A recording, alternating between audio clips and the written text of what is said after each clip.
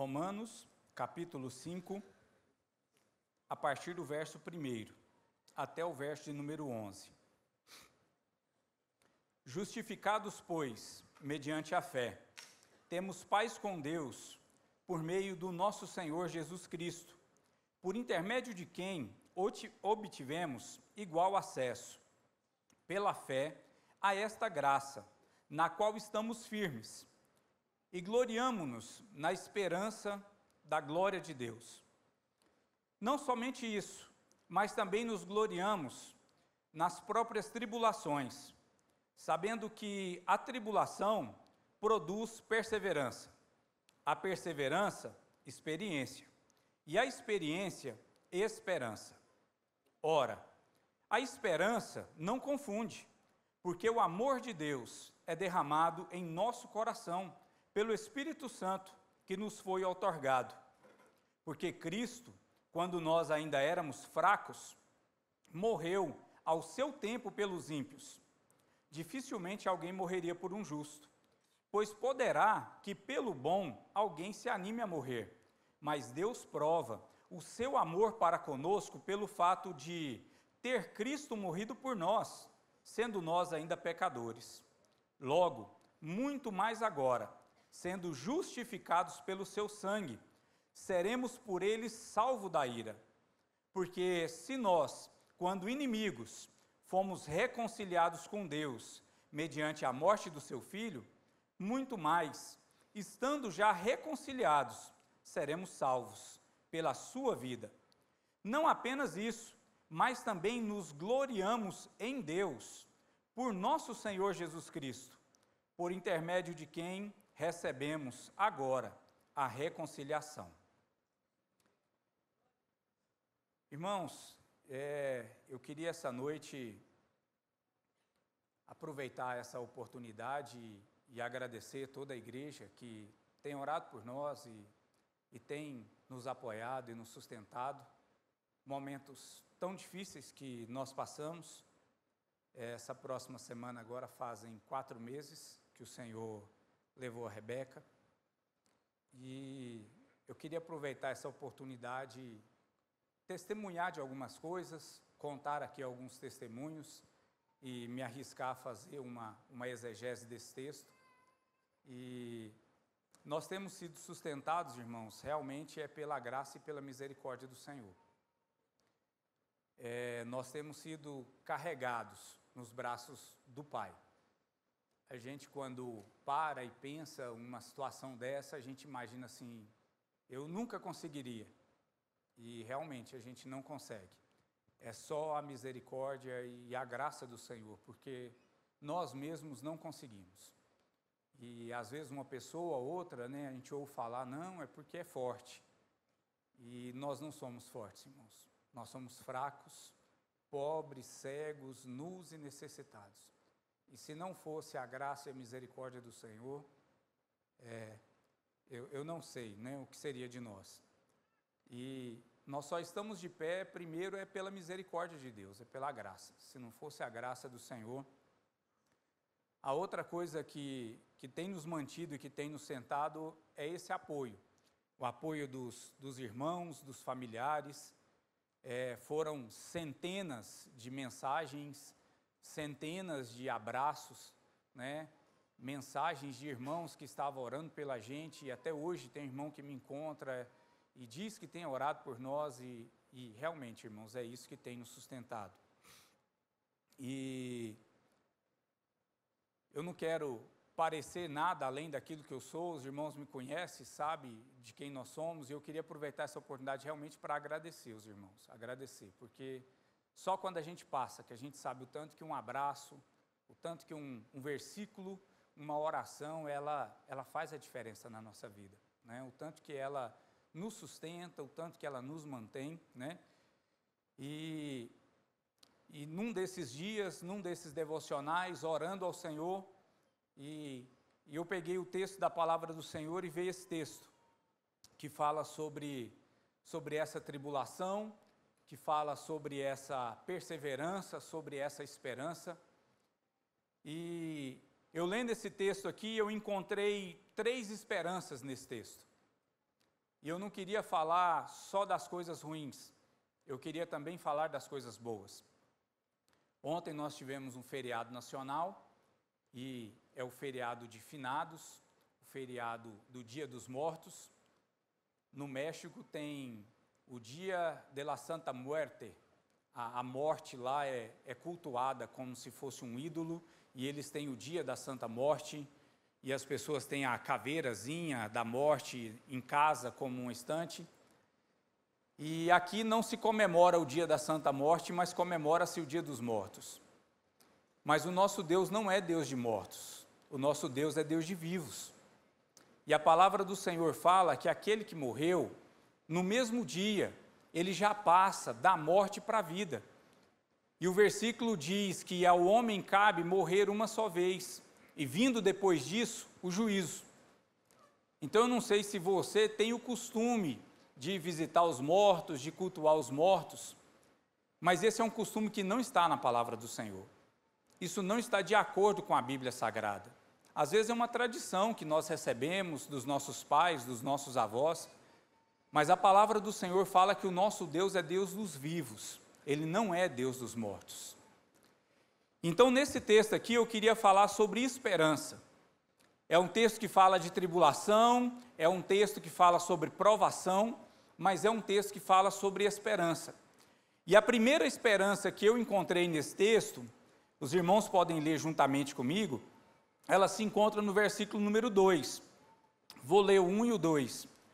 Justificados, pois, mediante a fé, temos paz com Deus, por intermédio do nosso Senhor Jesus Cristo, por intermédio de quem obtivemos igual acesso, pela fé, a esta graça, na qual estamos firmes, e gloriamo-nos na esperança da glória de Deus. A primeira esperança, irmãos, que o apóstolo Paulo traz nesse texto, é a esperança da glória de Deus. A esperança da glória de Deus, ela é uma esperança verdadeira. Vivemos em dias duros, vivemos em dias difíceis, vivemos em dias em que o Senhor está às portas. O Senhor está às portas. As notícias são cada vez de mal a pior, economia de mal a pior, saúde de mal a pior, o clima de mal a pior. Esses dias um frentista no posto me parou. Você é daqui da igreja, não é? Falei, sou. Jesus está voltando, não está? Falei, tá. Esse negócio da guerra de Israel lá, que não sei o quê, a Bíblia fala um negócio de Israel, não fala? Eu falei, fala. Está voltando. Não sei como é que está a sua vida não, mas eu sei endireita seu caminho. Está voltando. Quase que foi ele que pregou para mim. E às vezes a gente conversa com um crente e fala assim, as coisas vão piorar. Ele fala, misericórdia, irmão, não vão não. Mas é bíblico, meu querido. Se você ler o livro de Apocalipse, a única esperança que nós temos no livro de Apocalipse é a glória do Senhor. Não tem como nós esperarmos uma glória nessa terra. Não tem como nós esperarmos uma glória nesse mundo. E o apóstolo Paulo vem falar que a nossa esperança é a glória de Deus. Por que que nós podemos ter essa esperança na glória de Deus? Justificados, pois. Meu querido, nós tínhamos uma dívida impagável, e essa dívida agora, ela está num outro nome. Essa dívida foi tirada do meu nome e do seu, e essa dívida foi transferida para o nome do Senhor Jesus. Ele levou sobre si as nossas dores, as nossas transgressões. O castigo que nos traz a paz estava sobre ele, e pelas suas pisaduras nós fomos sarados. Assim diz o profeta Isaías. Nós temos esperança na glória de Deus. No Senhor nós podemos esperar. Nós fomos justificados. A dívida que estava no nosso nome, ela foi paga. O Hernandes Dias Lopes diz, não somos justificados por intermédio humano, mas pelos méritos de Cristo. A morte expiatória de Cristo é a causa fundamental da justificação, enquanto a fé, ela é a causa instrumental. A fé é simplesmente o instrumento que nos leva até essa bênção. Imagina um rei todo-poderoso que estica sua mão para abençoar um mendigo. Nós somos os mendigos. Nós somos aqueles que comem das migalhas que caem da mesa do seu Senhor. E a graça de Deus é esse favor imerecido. A fé é simplesmente essa mão estendida. A mão estendida pela qual a bênção chega até nós. É mérito do Senhor. Pelo Senhor as nossas dívidas foram pagas. Pelo Senhor o nosso pecado foi apagado. E ele diz, justificados, pois, nós temos livre acesso. Outro motivo, irmãos, pelo qual podemos ter esperança. O acesso hoje é livre ao trono da graça de Deus. Irmão, que bênção maravilhosa nós podermos ter esse acesso. Você sabia? Nenhum judeu ousava chamar Deus de Pai. Para eles era incabível chamar Deus de um nome tão pessoal, tão próximo. Deus para eles é o Adonai, é o Elohim, é o Senhor Todo-Poderoso. Deus para eles não era pai, não era o papaizinho querido, o papai amado. Então, um dos que eu pesquisei, ele diz o seguinte, que os judeus eram separados de Deus por causa da lei. E os gentios eram separados de Deus por causa da região e por causa do templo. Nenhum deles tinha acesso direto a Deus.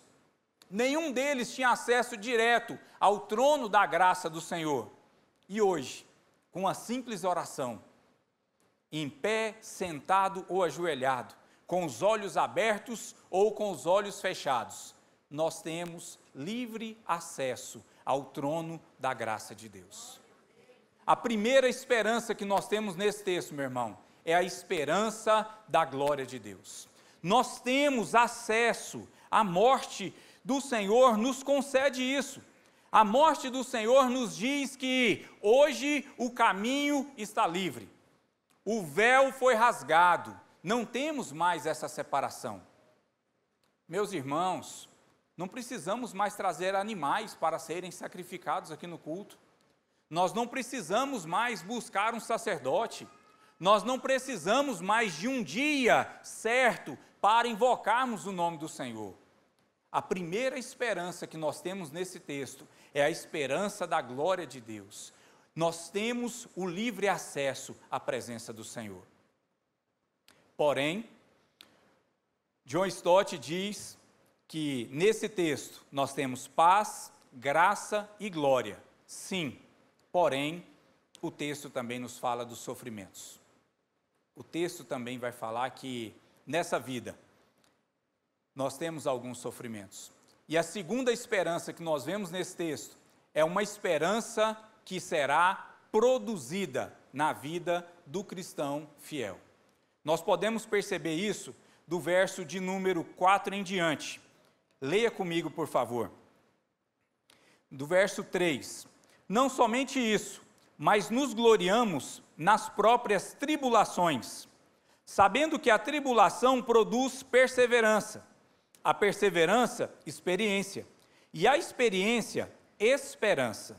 Ora, a esperança não confunde, porque o amor de Deus é derramado em nosso coração pelo Espírito Santo que nos foi outorgado. Primeira coisa que ele vai falar é sobre as tribulações. No sentido do texto, ele não diz para os cristãos se agradarem com as dores. Não nos gloriamos no sofrimento ou por causa do sofrimento, mas o que devemos nos gloriar é nos seus frutos, é pelos seus resultados. O termo sofrimento aqui, ele significa como um meio, uma causa. O cristão, ele não olha para a vida com uma visão romântica, ou pessimista, ou irrealista. Ele não nega a existência da dor e do sofrimento. Ele não murmura, ele nem insurge contra Deus por causa do seu sofrimento. E uma outra versão, a nova versão Nova Versão Transformadora, diz: também nos alegramos ao enfrentar dificuldades e provações. Irmãos, eu fui pesquisar sobre essa palavra provações. E a palavra tribulação, provação, vem de um latim que chama tribulum. E esse tribulum era um instrumento que era usado na agricultura. E os agricultores iam lá e colhiam seus feixes. E esses feixes estavam cheios de palha e de trigo. Eles pegavam o tribulum, que é como se fosse uma prancha, e tem ela de vários tamanhos. Então essa prancha de madeira grande, eles prendiam ali no fundo dessa madeira vários pinos, quem tinha para poder fazer de prego, de ferro, ou então eles colocavam algumas pedras, de forma que isso ficasse bem pontudo. E então esse tribulum era colocado sobre aquela colheita, e então eles esfregavam, e esfregavam bastante. Quando era uma colheita muito grande, eles colocavam o cavalo para poder puxar o tribulum sobre essa colheita. E quando esse espécie de ralo, quando esse tribulum ele ia passando sobre toda essa colheita, ele separava a palha dos grãos. E ele começava a separar as palhas dos grãos, o trigo do joio, o trigo da palha. Então, quando o apóstolo Paulo escreve e diz que nós nos gloriamos, ou nós temos que olhar de forma pedagógica que nós temos que passar por algumas tribulações, é porque o Senhor ele está pegando toda a colheita e o Senhor está passando o tribulum por cima dessa colheita. Muitas vezes é para separar a palha dos grãos, a palha do trigo. E ele vai dizer, irmãos, que quando o agricultor ele arrasta isso, então você tem ali o resultado de toda aquela colheita, o resultado de toda aquela plantação. Irmãos, o dia mau, ele vai chegar. Mais cedo ou mais tarde, o dia mau, ele chega. Ele chega para o rico, ele chega para o pobre, bonito, feio, que mora aqui, que mora nos Estados Unidos, que mora no Japão. O dia mau, ele chega.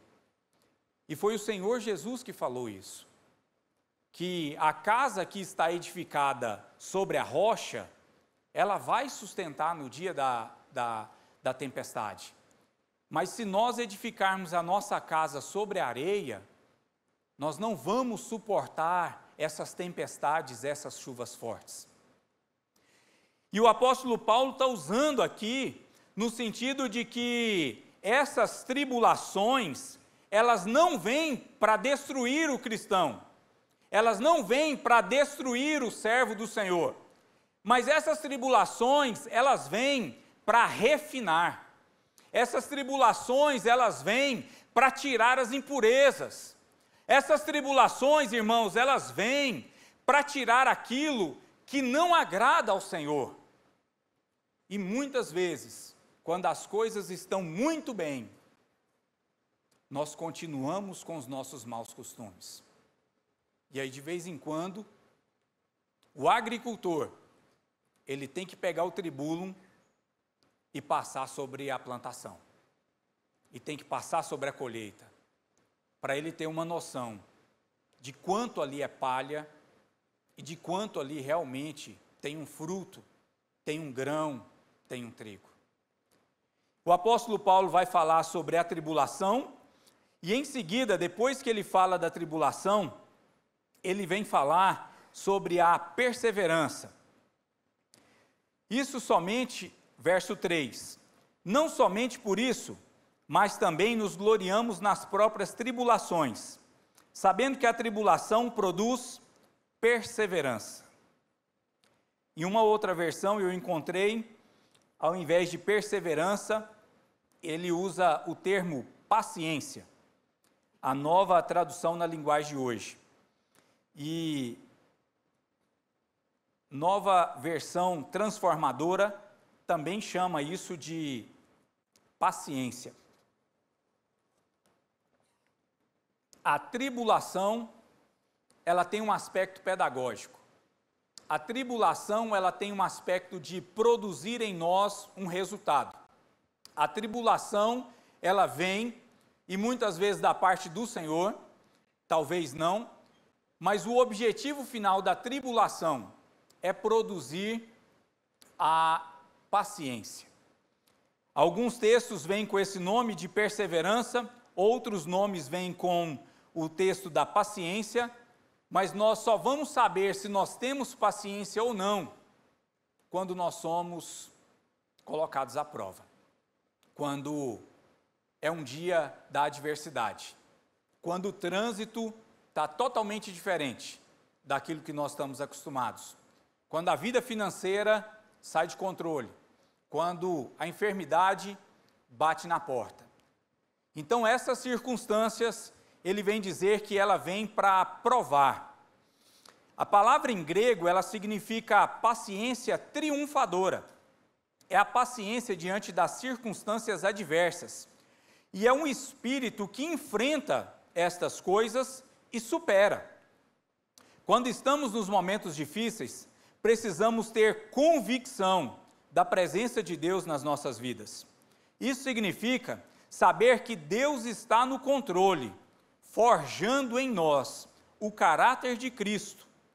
E isso vai ser mostrado através das nossas provas, através dos nossos frutos. O Senhor, Ele quer produzir em nós perseverança, paciência. Paciência para suportar. Paciência para termos o entendimento de que um dia vai chegar. E eu me lembro de um dia que eu estava bem ruim, me lembro de um dia que eu estava muito ruim, e eu ainda brincava com alguns irmãos que eu ganhei uma bem-aventurança nova, que é bem-aventurados que choram. E eu não tinha essa bem-aventurança, e eu ganhei essa bem-aventurança, e eu fiquei igual o pastor Jesus. Eu começo a falar, e eu vejo uma foto, eu vejo um vídeo, e eu toco no assunto, e eu começo a chorar. E um desses dias eu falei assim, aonde eu vou, eu levo o choro também junto comigo. Porque eu chego, eu começo a contar, a hora que eu olho, os irmãos estão chorando também. E teve um dia que a gente tinha uma reunião com alguns dos irmãos aqui na igreja, e eu estava muito ruim. E um dos irmãos, conversando com o pastor Jesus, fez uma pergunta, e a pergunta era assim, Senhor, até que dia? Ou, pastor Jesus, até que dia? E a resposta do Senhor Jesus falou assim, até o dia que Deus quiser. E ele citou aquele versículo de Coríntios que fala assim, o meu poder se aperfeiçoa na sua fraqueza. E tem coisas que nós vamos pedir para o Senhor uma vez, 2 vezes, 3 vezes, e o Senhor não vai fazer. E Ele vai responder, a minha graça te basta. A minha graça te basta. E o meu poder se aperfeiçoa na sua fraqueza. Então a tribulação, irmãos, ela vem para produzir em nós uma paciência, uma perseverança. E às vezes não tem um dia para terminar. Às vezes não tem uma semana, não tem um ano, não tem um tempo cronológico de relógio. E nós vamos suportar porque é a graça do Senhor na nossa vida que nos faz suportar. É a misericórdia do Senhor que nos mantém de pé. E o Senhor sabe que nós passamos, o Senhor sabe que nós sofremos, porque Ele não é um Deus de longe. Ele não é um Deus que está alheio. Pelo contrário, Ele é Emanuel, Deus conosco. Ele é o Senhor que está conosco todos os dias. E a graça do Senhor é que nos basta. O poder do Senhor se aperfeiçoa na nossa fraqueza. Porque Ele sabe que nós somos pó. Como o Neto nos disse esse dia, nós somos vasos e vasos de barro. Nós somos do pó da terra, irmãos. Precisamos da graça e da misericórdia do Senhor. A tribulação, ela tem um poder pedagógico, ela produz essa perseverança, essa paciência, e em seguida ele vai nos falar que a perseverança produz a experiência. Então a tribulação produz a perseverança e a perseverança produz a experiência. Essa experiência, irmão, ela vem num sentido de dizer assim: você passou por um teste e você foi aprovado. A experiência quer dizer que você foi experimentado naquilo e você passou. Não tem como você não testar, não tem como você não provar e falar que é bom. Como que você vai falar que é bom se não houve teste, se não houve critério? Então a tribulação vem para produzir uma perseverança e a perseverança vem para produzir a experiência. E essa experiência nós vamos percebendo que é uma palavra que literalmente ela quer dizer algo que foi provado e aprovado. Um dos comentaristas que eu pesquisei, o William, ele diz que assim como o fogo purificador do ourides, ele é colocado no fogo para poder livrar o fogo de todas as impurezas, assim também, essa é a experiência que o Senhor quer gerar em nós, que todas as impurezas, elas sejam lançadas fora. O fator pedagógico dessa experiência é essa. E eu estava lendo isso aqui e meditando, e lembrando que sempre que nós falamos de experiência ou paciência, seja qual a versão da sua Bíblia, isso nos remete a tempo. Quando você fala assim, fulano é experiente, você não imagina que seja uma criança. Quando você fala assim, não, fulano tem bastante paciência, você também não imagina que seja um jovem cheio de energia.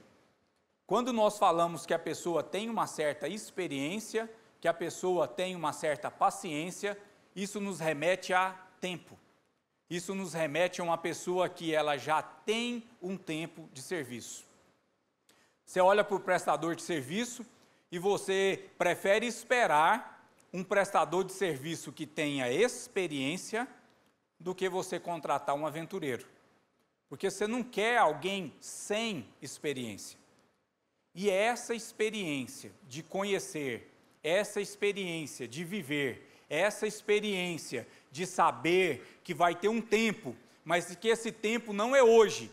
E esse tempo não está vinculado ao meu calendário, esse tempo não está vinculado à minha agenda, esse tempo não é um tempo cronológico, mas esse tempo é um tempo que está escrito no Kairos de Deus.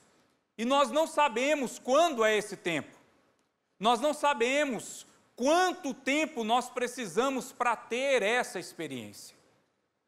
Mas a tribulação vem para produzir em nós a perseverança e nós vamos sendo perseverantes até nós sermos experientes. Até nós falarmos assim, não, vai passar. Vai passar. Vai passar porque está escrito na palavra do Senhor que vai passar. Está escrito, não é porque é a minha esperança, está escrito, vai passar porque está escrito, porque é a palavra do Senhor. E ele vai terminar isso dizendo que a tribulação produz a perseverança, perseverança experiência, e essa experiência produz a esperança. A nossa esperança, a esperança do cristão, ela não é vaga.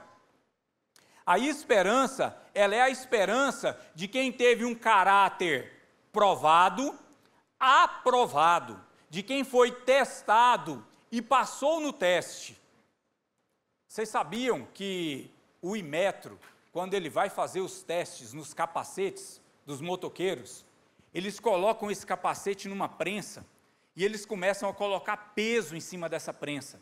E eles vão colocando peso, 5 quilos, 10 quilos, 50 quilos, 200 quilos, 1 tonelada, para ver o tanto que esse capacete suporta.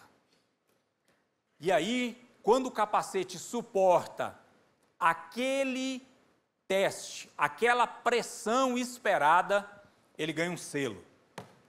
O selo de aprovado pelo Inmetro. Esse aqui foi testado e esse aqui foi aprovado. Esse aqui suporta até tantos X de pressão e de provação.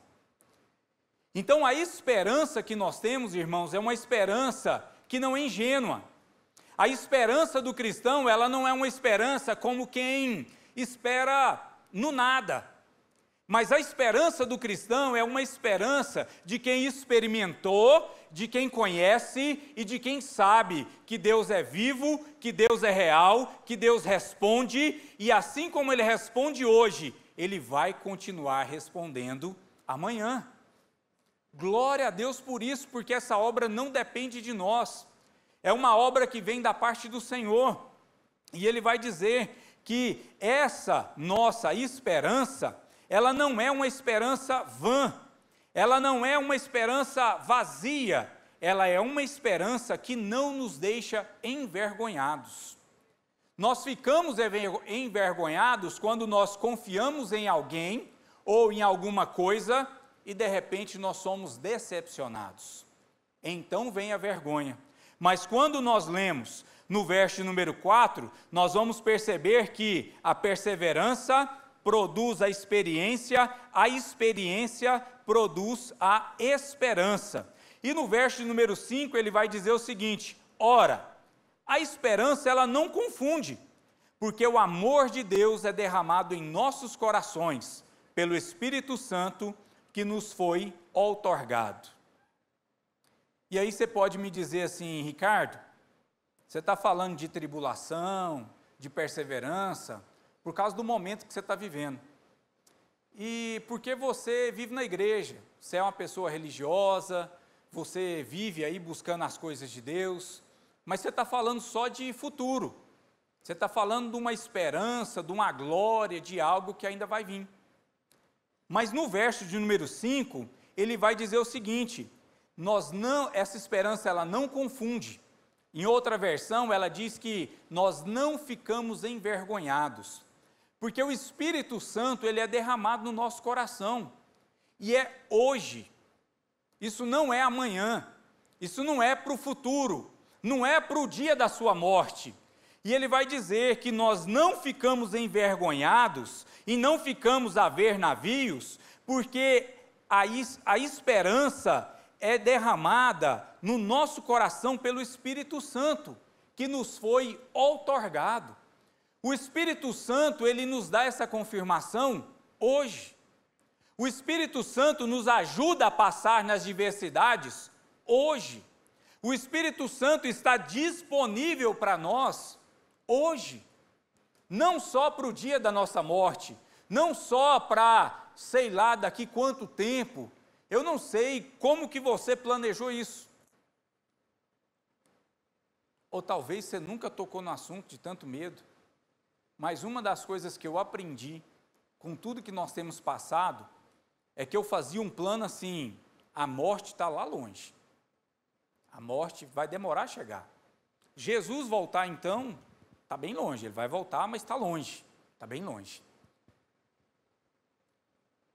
Nós passamos pela experiência da perda da minha sogra, já estava com 73 anos, e aí nós fomos morar junto com meu sogro, 74, fez agora, a minha mãe tem 71, e sempre no que nós planejamos, o que nós imaginamos, no próximo da fila a gente coloca que é o mais velho. E o Senhor vem e fala assim para nós: os meus planos são totalmente diferentes dos seus planos.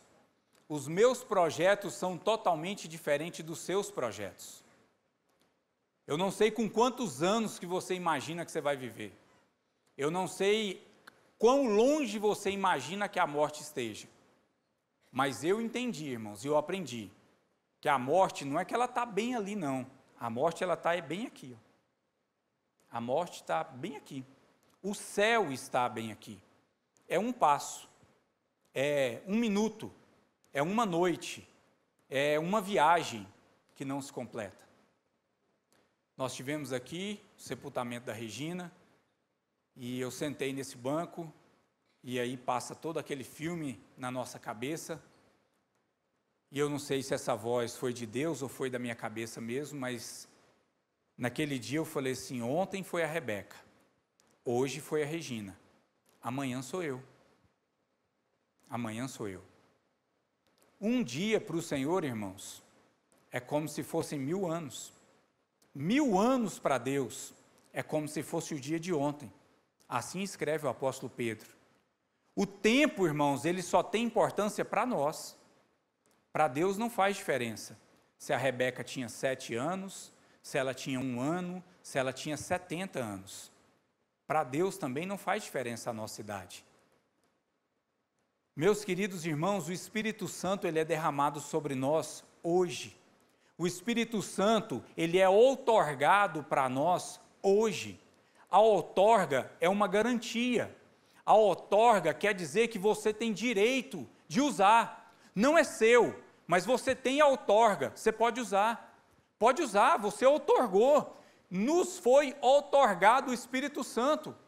Ele não é nosso, ele é do Pai, ele é do Senhor, mas ele nos foi outorgado, ele está livre. Queridos irmãos, a palavra do Senhor, ela vem não para trazer confusão.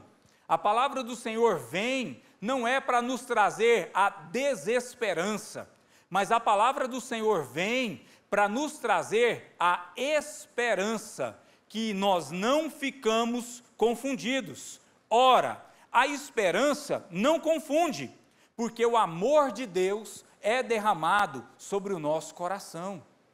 Você tem acesso a Deus, você tem acesso ao amor de Deus, você tem acesso ao Espírito Santo do Senhor, e é Ele que nos consola, é Ele que nos mantém, é Ele que nos fica de pé, que nos mantém de pé, é Ele que nos faz ficar de pé nos momentos difíceis. Ele não nos envergonha. A palavra do Senhor vai nos dizer que tem pessoas que são sem esperança, tem pessoas que elas se apegam a esperanças ilusórias ou enganosas. Mas a palavra do Senhor vem nos dizer que nós fomos justificados pela fé e nós fomos conciliados com Deus. Nós temos livre acesso à presença do Senhor e o Espírito Santo nos foi outorgado. Meus irmãos, o sofrimento e a tribulação faz parte do currículo escolar de Deus. O sofrimento e a tribulação está no caminho que Deus trilhou para o seu povo. Nós nunca queremos e nós nunca esperamos, mas no dia mau nós podemos saber que nós temos a quem recorrer. Nós temos quem nos ajuda. Nós temos um ajudador. E esse ajudador, ele é aquele que ele é o nosso advogado. A palavra que o Senhor Jesus usa para poder falar sobre o Espírito Santo é o Paracletos. E esse Paracletos é um advogado que intercede por você nos momentos difíceis. Ele é o seu ajudador.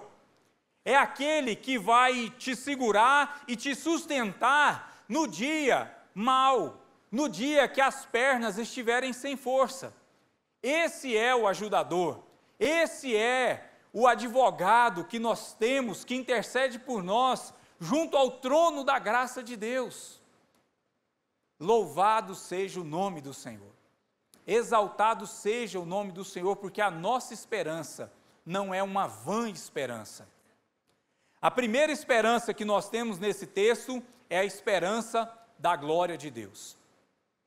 A segunda esperança que nós temos é a esperança que é produzida pelas tribulações.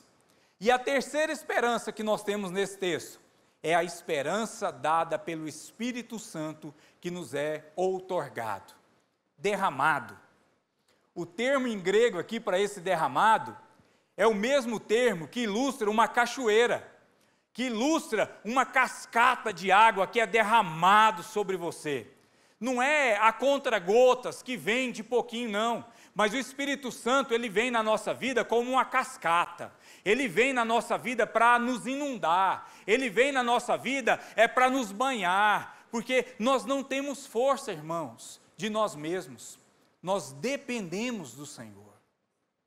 O Senhor é aquele que nos sustenta com a sua destra poderosa. É o Senhor, é a graça do Senhor. Eu queria nessa noite, meus irmãos, que nós respondêssemos aquela pergunta. No dia da adversidade, a quem você busca? Ou a quem, ou o que você tem buscado no dia da adversidade, no dia mau? Será que no dia mau nós estamos procurando o dinheiro? Será que no dia mau nós estamos escorados na nossa condição financeira? Será que no dia mau nós estamos confiados porque nós sabemos qual é o remédio certo? Nós temos acesso ao médico, nós temos um plano de saúde, nós temos recurso? Em quem, irmãos, que nós temos confiado? Em quem nós temos depositado, irmãos, a nossa confiança? O Espírito Santo do Senhor é aquele que é derramado sobre nós para nos ajudar. Primeira esperança, nós esperamos na glória de Deus. A segunda esperança, nós esperamos porque a esperança é produzida em nós através das tribulações que nós vivemos. E a terceira esperança que o texto fala, irmãos, ele vai falar que essa esperança é a esperança do Espírito Santo que é derramado sobre nós e não nos deixa confusos. Vamos colocar de pé e vamos orar?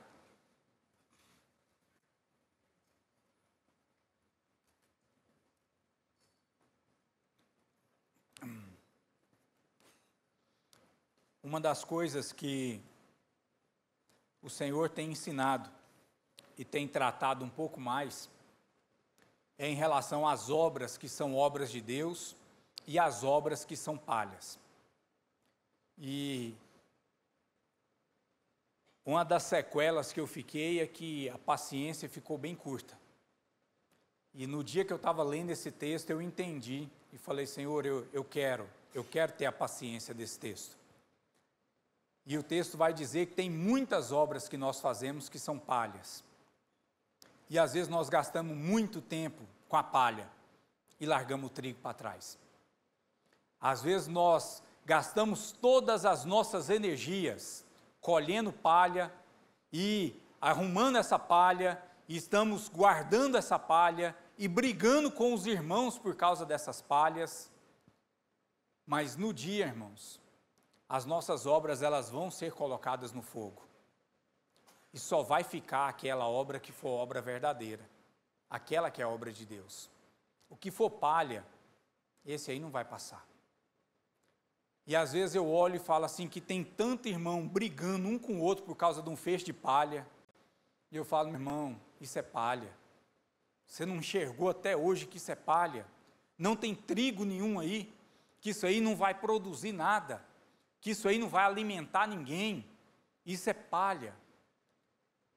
Irmãos, e nós precisamos desse discernimento do Espírito Santo de Deus, falando, Senhor, eu quero produzir um fruto para o Senhor de verdade, eu quero produzir um fruto de perseverança, eu quero produzir um fruto de paciência, e eu quero produzir, Senhor, em mim essa esperança, porque às vezes, irmãos, nós estamos brigando com os outros, e dando tapa, e dando chute no outro irmão por causa de um feixe de palha, e vai ficar tudo aqui, irmãos, vai ficar tudo aqui, esse púlpito vai ficar aqui, esse microfone vai ficar aqui, esse teclado, que eu sei que custou mais de R$2, vai ficar aqui, tudo isso vai ficar aqui, meu irmão, e às vezes nós estamos brigando e bofeteando um ao outro, por causa de umas coisas que vão ficar tudo aqui, irmãos. Que o Espírito Santo do Senhor, ele venha trazer essa esperança no nosso coração, e falar, Senhor, eu quero estar com o Senhor no dia mau, eu quero estar com o Senhor, e eu quero que o Senhor produza em mim esse fruto, produza em mim a paciência, produza em mim a perseverança, produza em mim a esperança.